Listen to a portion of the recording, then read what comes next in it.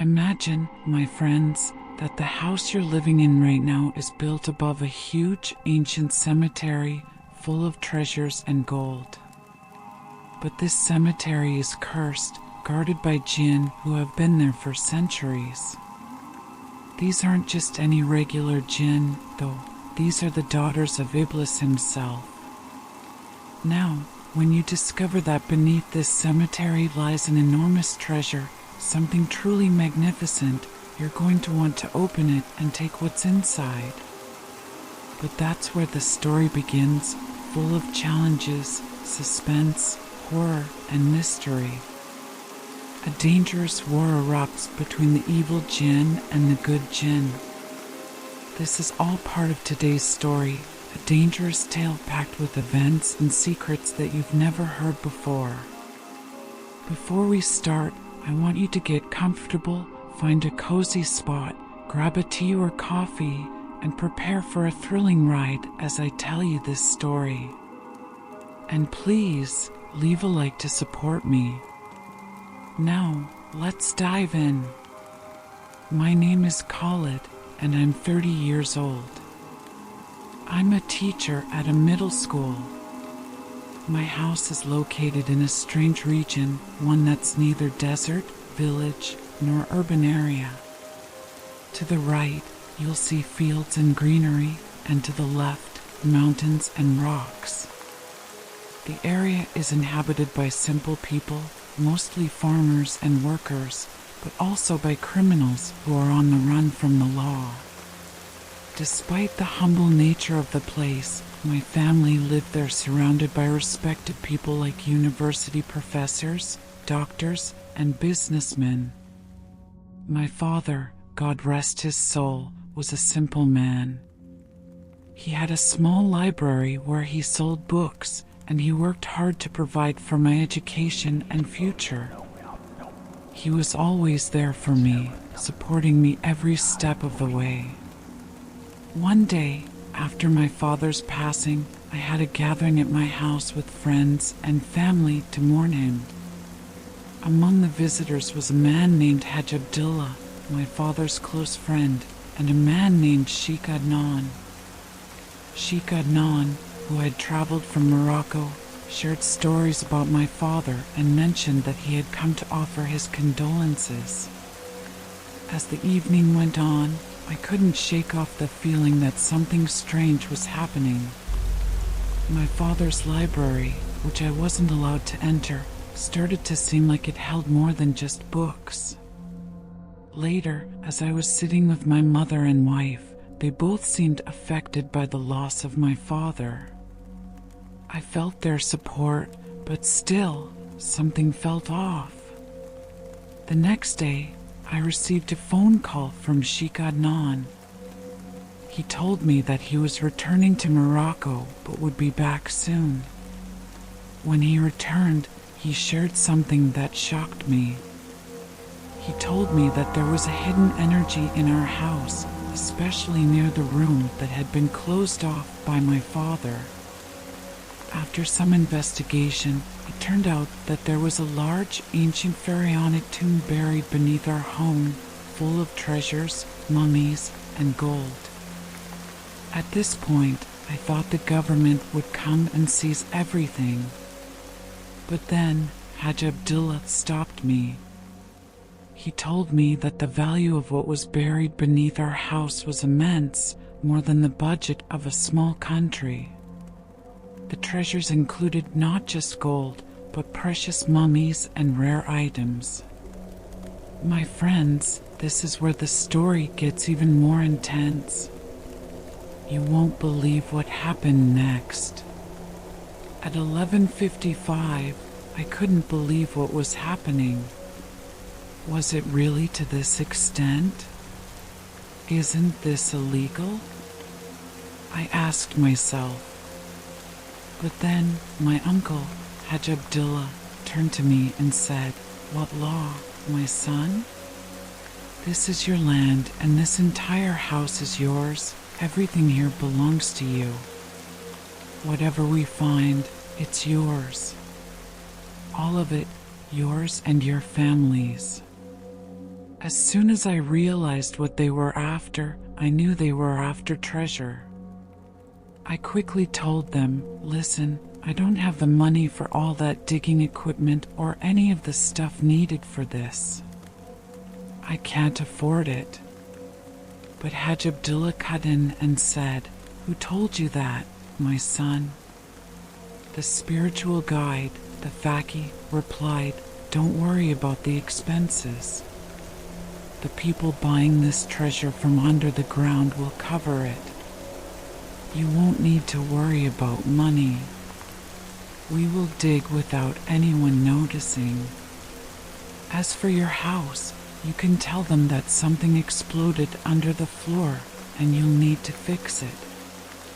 Also, make sure no one talks about this, not a soul." I asked him, "How will we dig without anyone noticing?" He said, "Leave it to me. But before we start, I have one condition. I'll take care of everything, but whatever treasure we find will be divided into 8 parts, 1/4 for me, 1/3 for you, and the rest for Hajj Abdullah." I was taken aback. "Why do you get half? Isn't that unfair?" I protested. The Faqih explained, "I'll be the one to find the grave. I'll take care of everything, even the guards who protect the treasure. They're not human. They're from another world, from the jinn." Then he asked, "Do you agree to divide it like this?" Without thinking much, I just said, "Yes, I agree." "When do we start?" "Let's begin in 3 days, but there are some conditions," he replied. "First, you must move into that house right away. Second, clear the house completely, no Quran, no religious books allowed. Third, every night, we turn off all the lights and only use candles. Fourth, anything the jinn ask, you must do without question." As he continued, he said, "Fifth, whatever I tell you, you must obey, even if it goes against your beliefs or morals. Do you agree?" I didn't hesitate. I said, "Yes, I agree. I'll do anything for that wealth.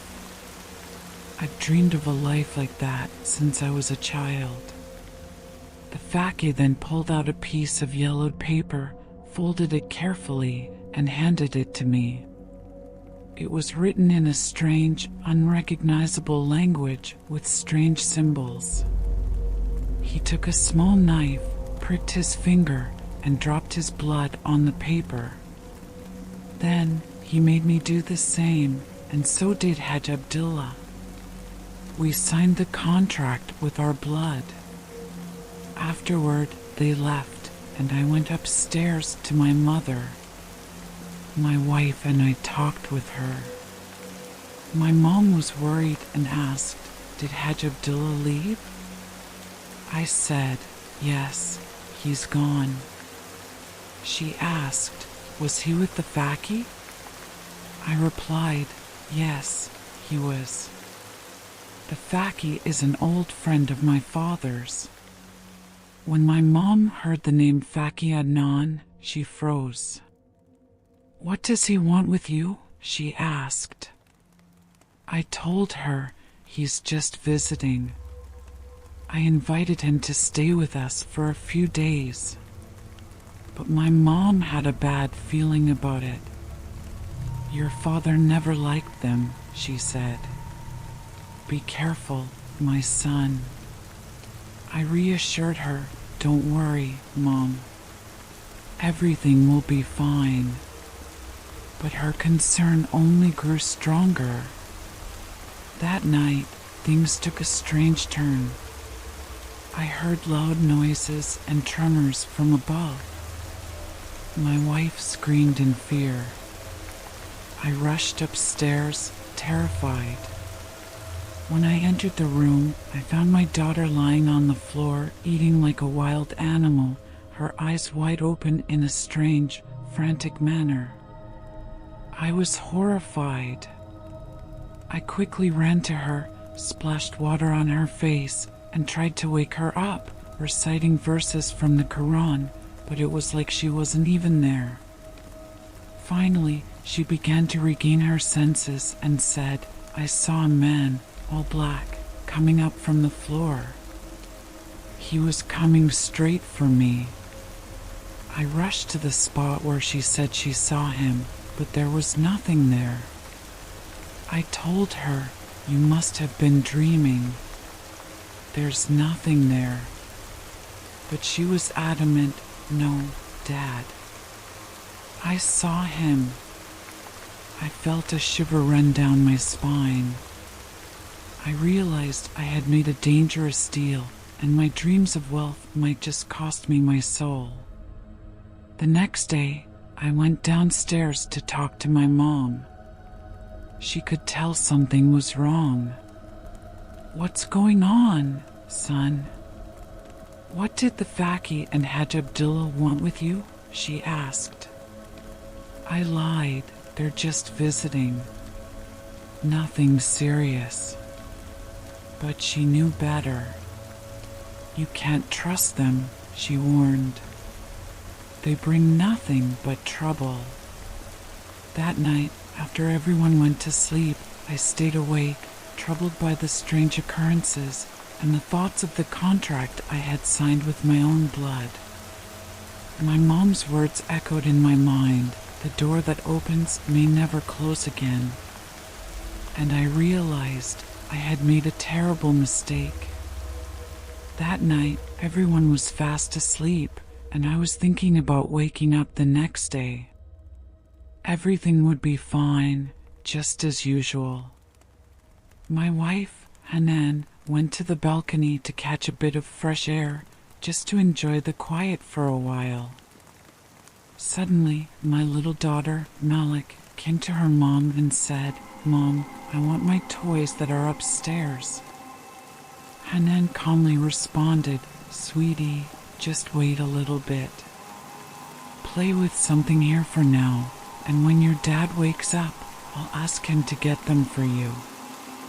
But Malik insisted, "No, Mom, I want them now."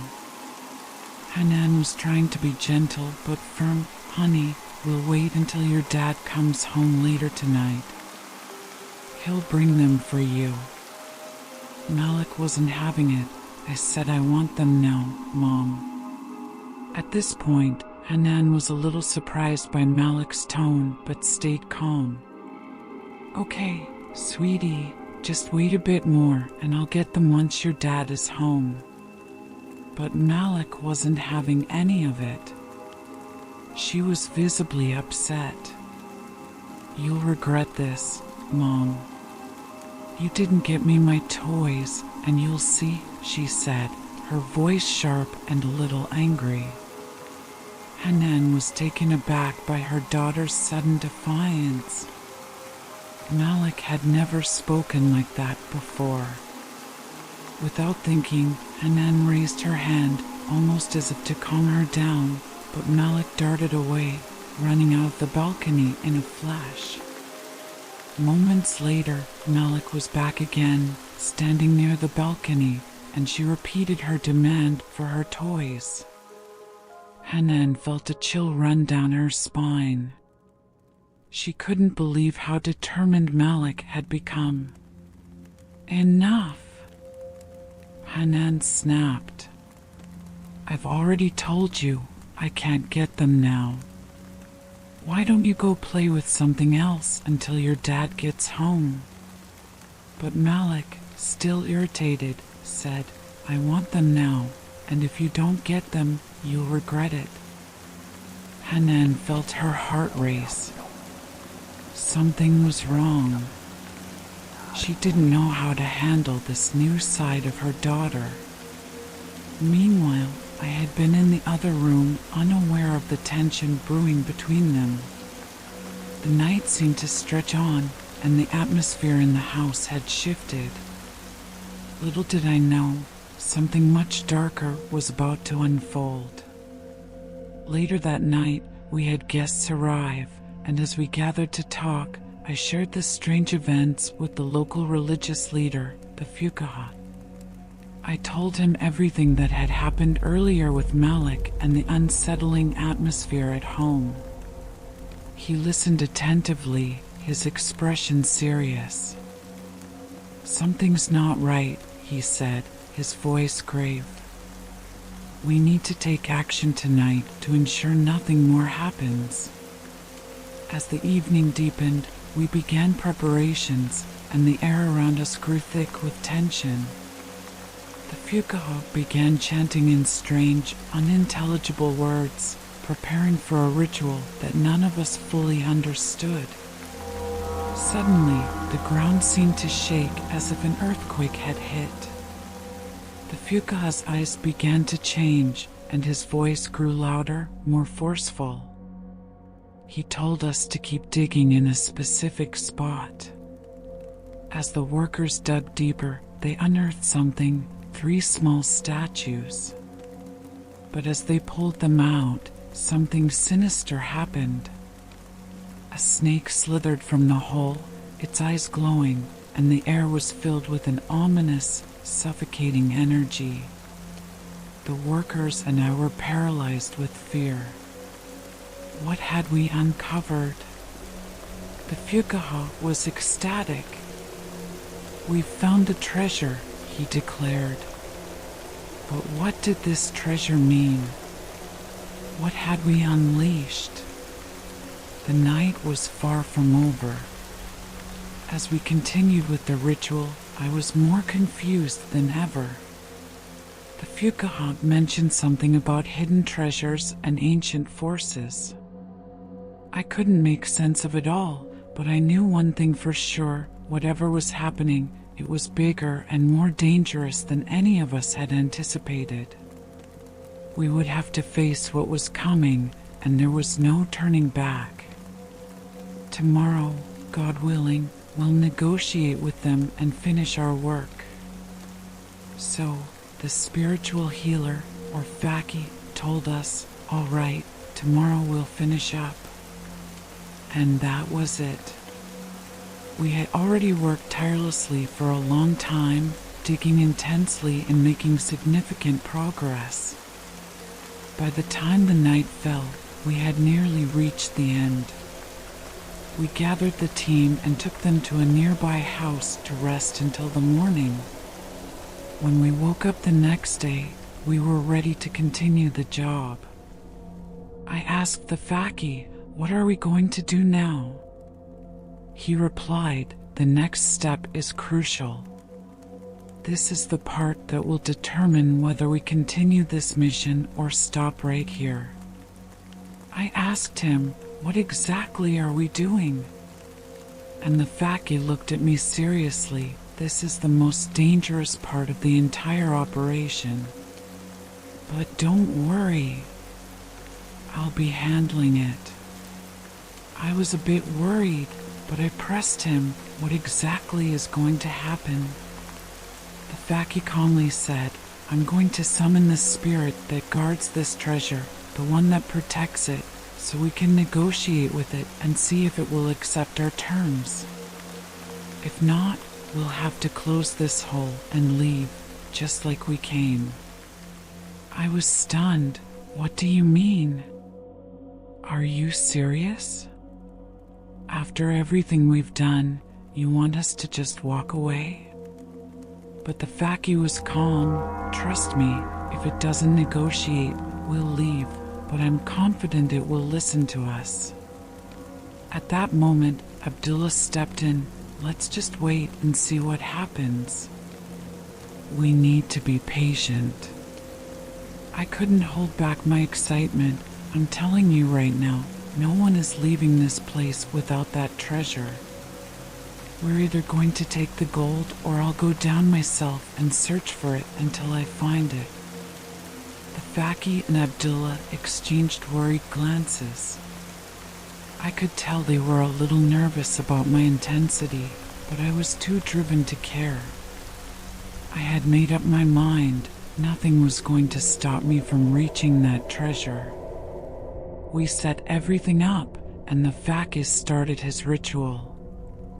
He began chanting some words in Arabic, mixed with a strange language, one I couldn't understand, maybe something ancient, like Syriac, I thought.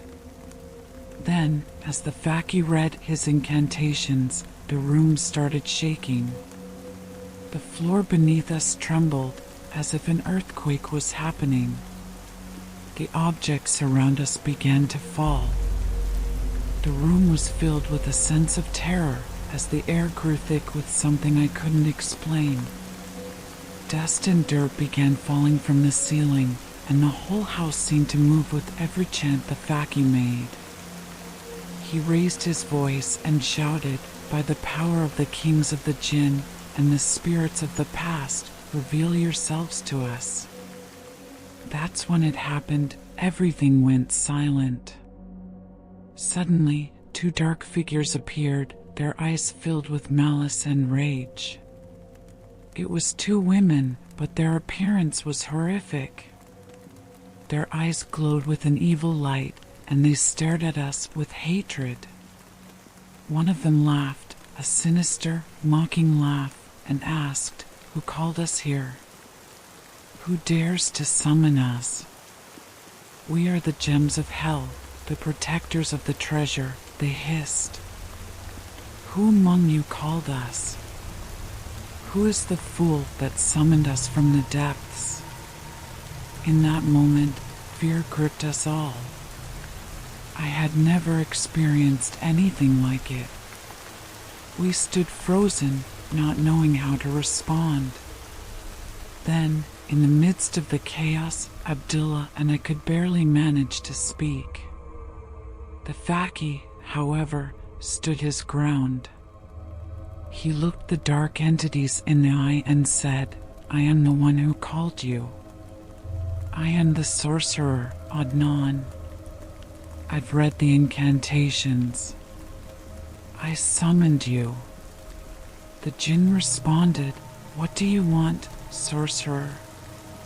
Adnan answered, "I want a pact with you, a promise from the queens of the jinn." The jinn laughed again, their voices echoing like a storm. "What do you offer in return, sorcerer?" "What can you give us?" they asked. Adnan replied, "I am ready to serve you. I will obey whatever you require.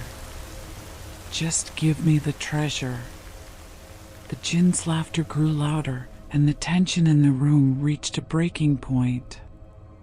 It was clear that we were standing at the edge of something much larger than us, something ancient and powerful. What would happen next, we didn't know, but I was ready to go all in. Her name was Wada, and she turned to him and asked, "So, what's the deal you're asking for?" He looked back at her, eyes serious, and said, "We want you to clear the path between us and the cemetery, open all the doors for us, and whatever we've asked for, you'll give it to us. The moment has come, and we'll follow your orders." The second Jinniya, whose name was Burya, replied, "We'll check into this and let you know what we find." Then the first Jinniya spoke again, "Our condition is a sacrifice, a ritual of blood. We need the blood of an infant, and we'll add the blood of a virgin girl to that. Once we do this, the smoke will rise again, and the daughters of Iblis, Satan, will be unleashed." The room fell silent, the tension thick, and all eyes turned to the sorcerer. Khalid, who had been observing all along, finally spoke up. "What do you plan to bring us from these requests? What are we supposed to do about them?" I was in shock, staring at the spot where the daughters of Iblis had been. My mind was spinning. As Khalid spoke to me, I barely heard him. I couldn't process what he was saying. I was lost in the moment, my thoughts scattered. Suddenly, he grabbed me by the shoulder, shaking me. What did you say, Khalid? I snapped back. Yeah, I heard you. But what exactly are you asking for? Khalid continued. I'm asking what you're going to bring us from these requests. Didn't we agree earlier to divide the tasks between us? I asked, what tasks? What agreement? He looked at me, his eyes sharp. The deal is with the Jinni. We're working together now. They want us to bring them the blood of a child and a virgin girl. I'm asking, which part do you want to handle? Should I deal with the first and you take care of the second, or vice versa? I felt the weight of it all. What? Do you think I'm insane? What do you want me to do? Kill someone? You think I'm a murderer? I'm not some killer you can use like this. The sorcerer, calm as ever, answered me in his cold voice. I'm not sure you understand what you're dealing with, but we're in this together now. If we fail, none of us will make it out. You should know, I've already dealt with worse. He stared at me, his voice dripping with disdain. You've had it easy. I've been through much worse than you. Your arrogance and stubbornness won't save you. Just remember, we're bound by this contract now. If we don't follow through, everything's over. The tension in the air was thick. I wanted to lash out, but something held me back. Then, from the shadows, a new voice entered, the voice of Hajj Abdullah. He stepped in just in time, intervening. Enough. Enough with this madness. You're not understanding. The devil is trying to manipulate you all. Don't let him fool you. The Jinniya and the sorcerer were momentarily distracted. They paused, unsure of what to do. I could see the anger in their eyes, but they didn't dare act out. Abdullah, calm but firm, looked at the sorcerer and said, You need to stop. Don't test me. I've warned you before. This isn't the way. The sorcerer sneered but didn't reply, though you could feel the tension crackling in the room. Abdullah turned to us all, his voice quiet but commanding. You're all blind to what's going on here. These requests are more than just demands, they are orders. If we don't obey them, it's over for us. The Jinniya and their kin are ruthless. They control everything now. If we don't do what's written in that blood contract, they'll come after us and our families. I felt my heart race as the realization hit me. I wasn't just a player in this game. I was trapped. We were all trapped. The sorcerer smiled cruelly.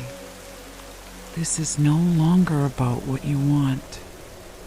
This is about survival. Do as we say, or there's nothing left for any of you. I took a deep breath, trying to compose myself, though my hands were shaking. Fine. We'll do it. Just let me know what's next. The sorcerer turned and gave a half laugh. Good. Now you understand. But even as I said it, I felt something dark and twisted building inside me. I wasn't sure if I was ready to follow this path, but I didn't have much choice. As the hours passed, I kept thinking about the contract, about the blood, about what we were being dragged into. What had we signed up for? And more importantly, would we survive it? I was with him, and despite how risky the situation was, he said to me, "It's not a problem, I'll handle this and we'll go back to the first room. But just so you know, you're going to be present at all the sessions and you're going to help with the requests. Whatever I ask of you, you'll do it without questioning. Got it?" Honestly, at that point, I just wanted to get it over with, so I said, "Okay, no problem." The master said, "Let's sleep now, and tomorrow I'll tell you what we're going to do." That night, no one could sleep. It was impossible to fall asleep, no matter how hard we tried. We just kept talking until the morning came. When we met the next day, we saw the master standing in front of that brazier, reading those strange spells. But this time, instead of just reading them, he was writing those symbols on his hands. Then, he started calling out to the devil's daughters. Everyone who was present that time immediately started feeling a strange, unsettling energy in the room. And when the master, Adnan, saw them, he lowered his head, as if in respect. One of the women spoke, her voice cold and eerie, saying, "Adnan, you've called us, but we didn't see the sacrifices you promised. The curse will fall upon you now."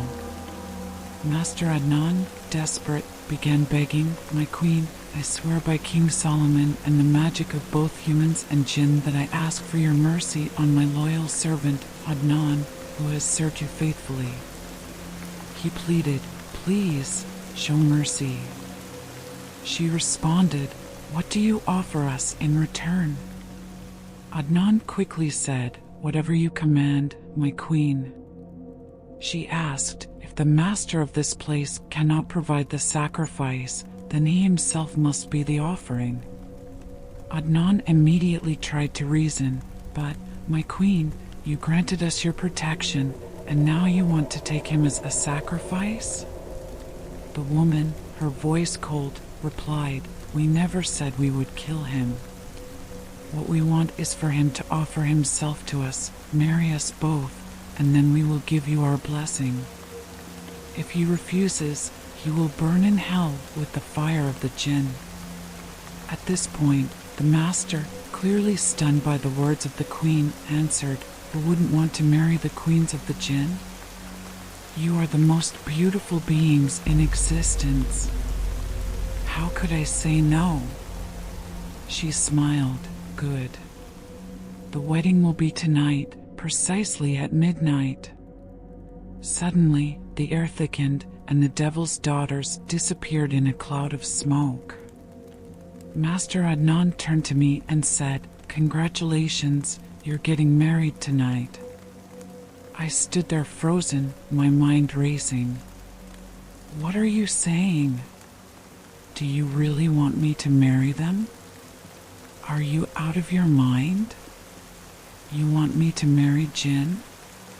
The master replied calmly, "They are not demons. They are the queens of the jinn, daughters of the devil. Do you know who your father is?" I was completely shocked. "What do you mean? What are you talking about?" He said, "Your father was once married to the daughter of a king of the jinn. She was a jinniya, and after marrying her, both your parents converted to Islam." I was confused. "Are you telling me my father was married to a jinni? Is this a joke?" The master responded, "Believe it or not, that's the truth. But now you must decide.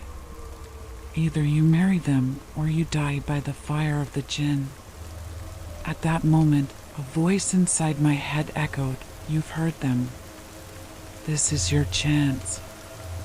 Either you marry them or you die." My thoughts were racing. My life, my family, was it worth risking everything for this? My daughter, my beloved wife, they were everything to me.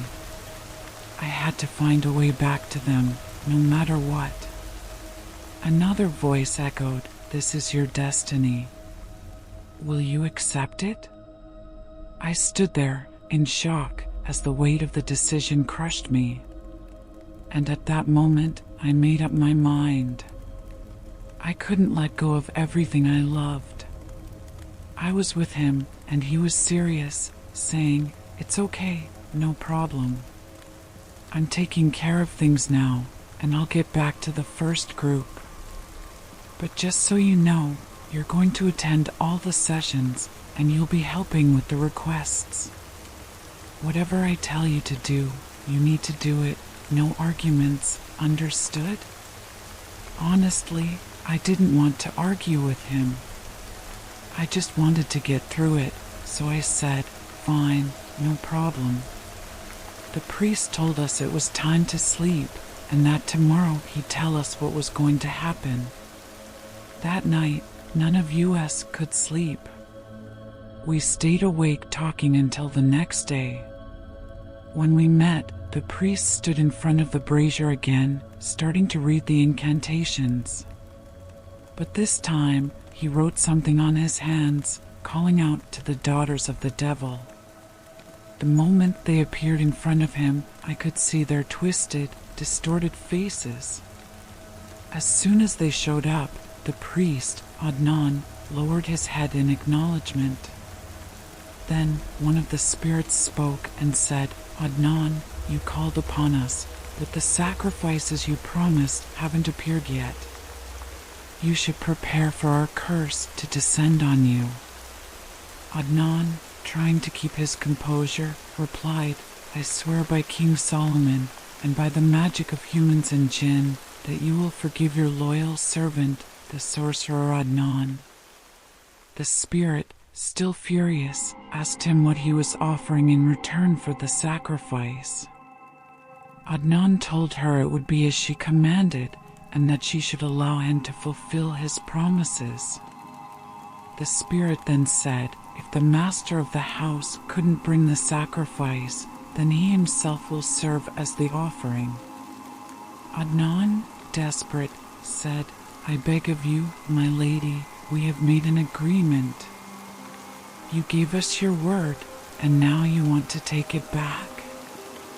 She responded coldly, "We didn't say we would kill him or sacrifice him, but he must marry us both, then we'll forgive him. If he refuses, we'll burn him with the fire of the jinn." Adnan, looking defeated, said, "Who wouldn't want to marry such beautiful jinn princesses?" Then the spirit responded, "Tonight, at midnight, he will join us." Suddenly, smoke poured from the brazier, and the figure of the jinn princesses started to materialize. The priest turned to me and said, "Congratulations, you're getting married." I was in shock. "What? Are you insane? You want me to marry devils, creatures of darkness?" I couldn't believe my ears. Adnan, trying to calm me, said, "They're not devils, they are princesses of the jinn, daughters of Iblis." I asked in disbelief, "You want me to marry 2 jinn princesses?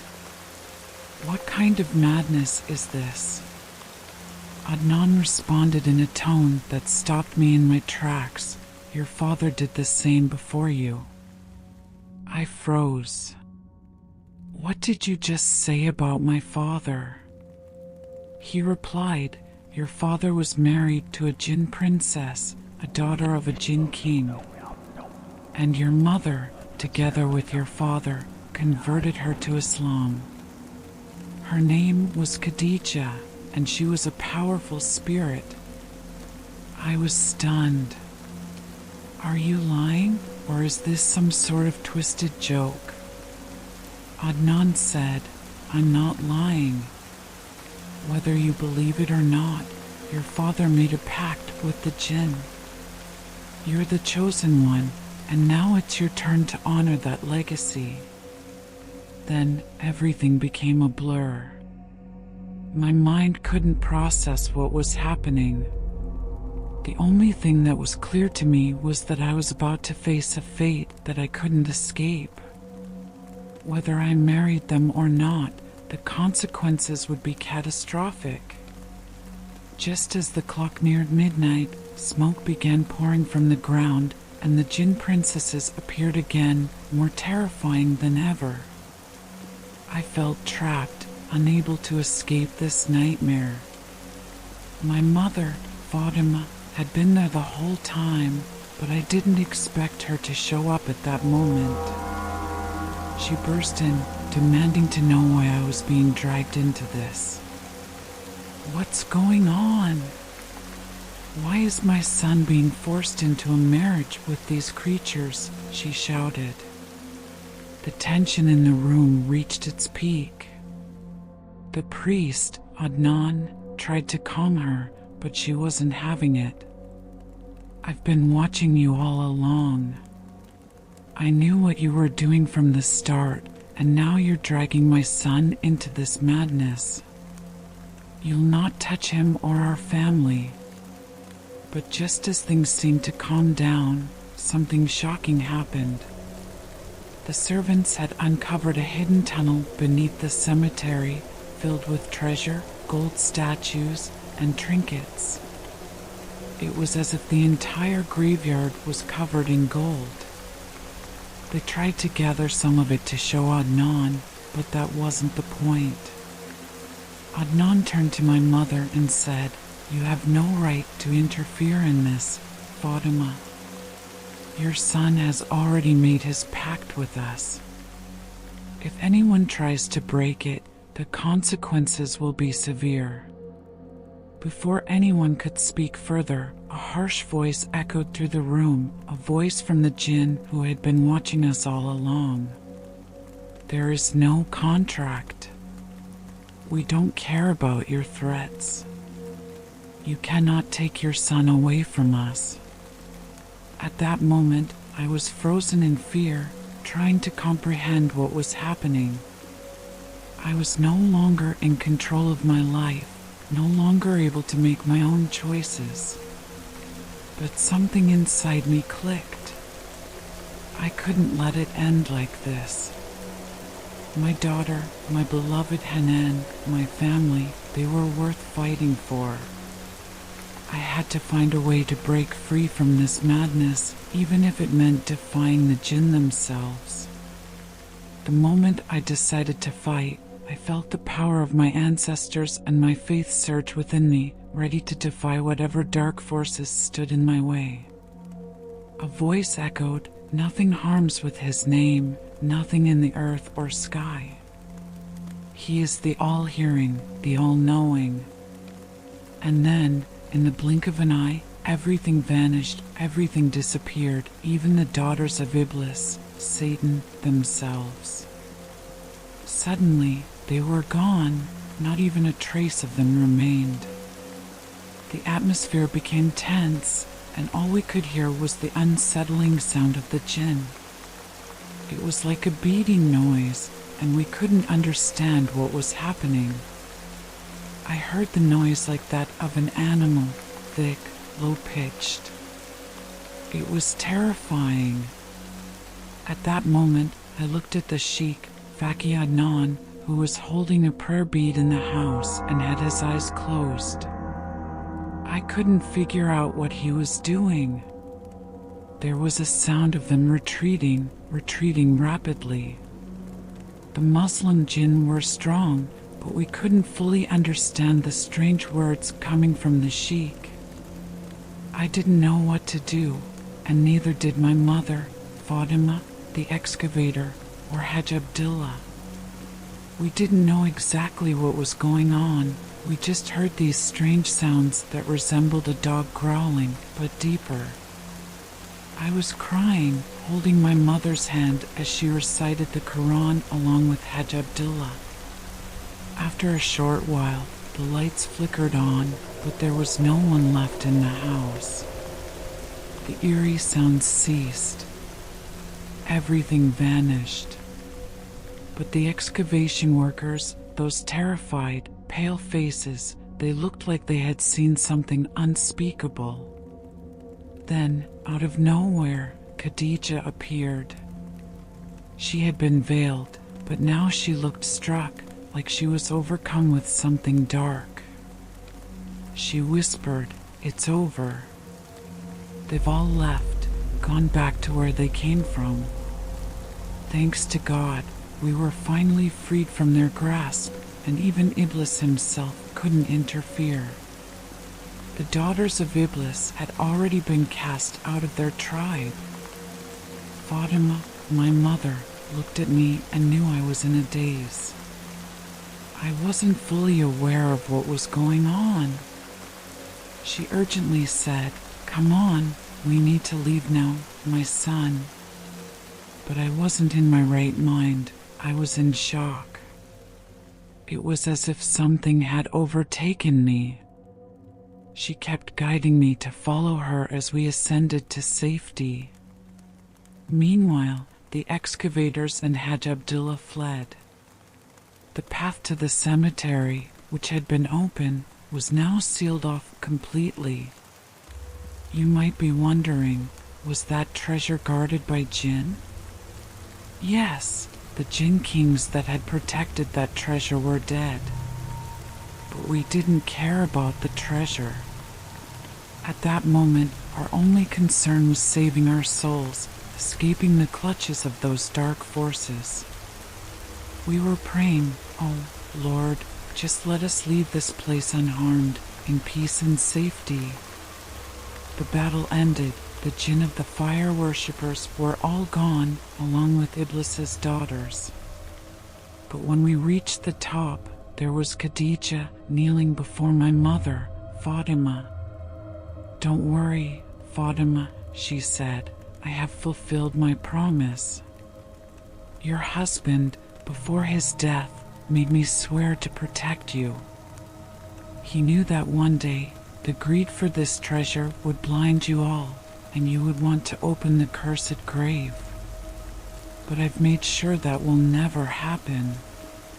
My mother, deeply grateful, responded, "Thank you so much, Khadija, and thank your tribe for this intervention.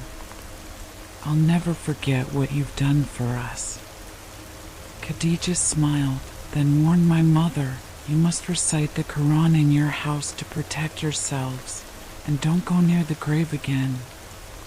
If you can, move to a different place. It will be safer for you." But the shock didn't end there. I began to feel an overwhelming sensation, one I couldn't explain, a deep, unnatural distress.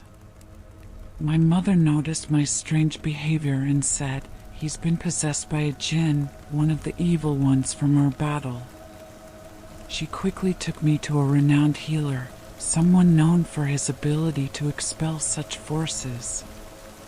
And in an instant, using the power of the Quran, he managed to remove the jinn from my body.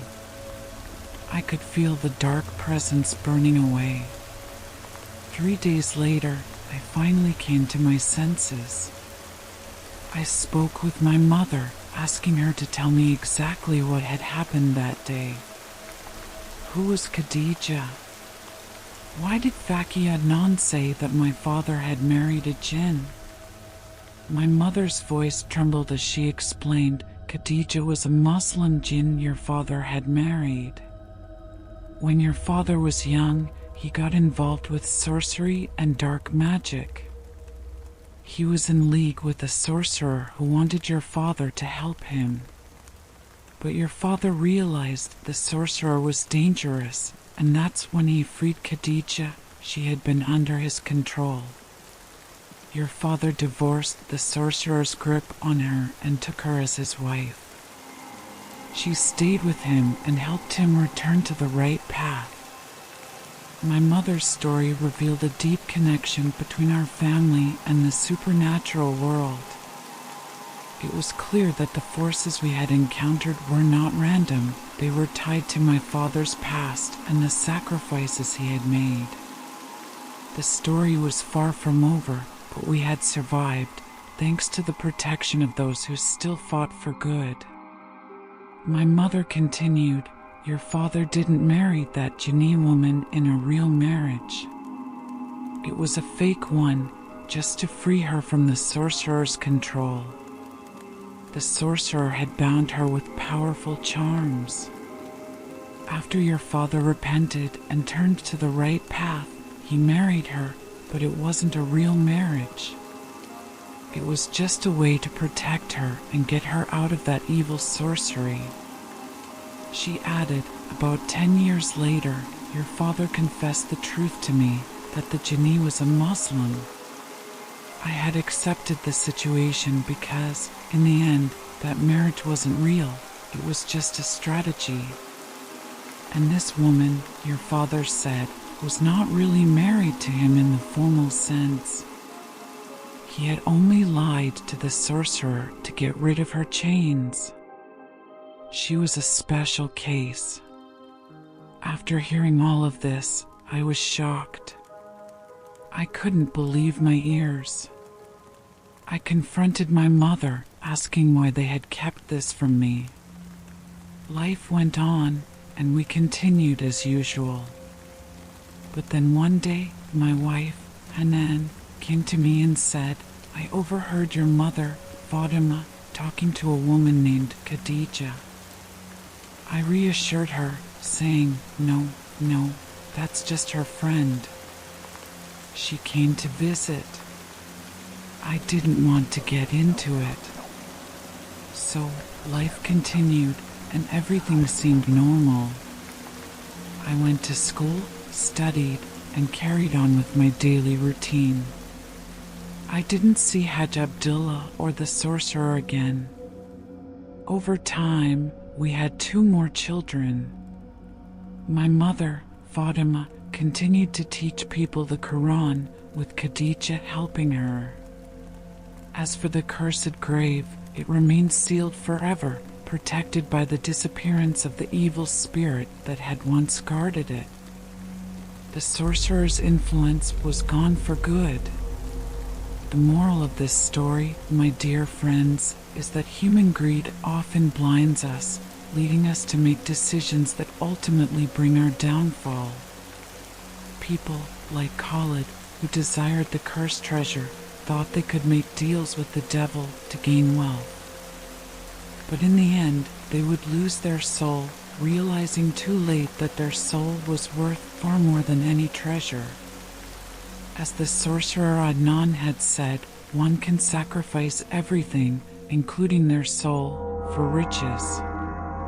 But in the end, Khalid feared for his life, knowing that his soul was worth far more than any material wealth. This is the lesson I've learned, and I hope you all take it to heart. If you have another lesson from this story, feel free to share it in the comments. And if you've made it this far, I appreciate you. You're a true follower. Don't forget to like and share this episode with your friends. See you in the next episode, inshallah.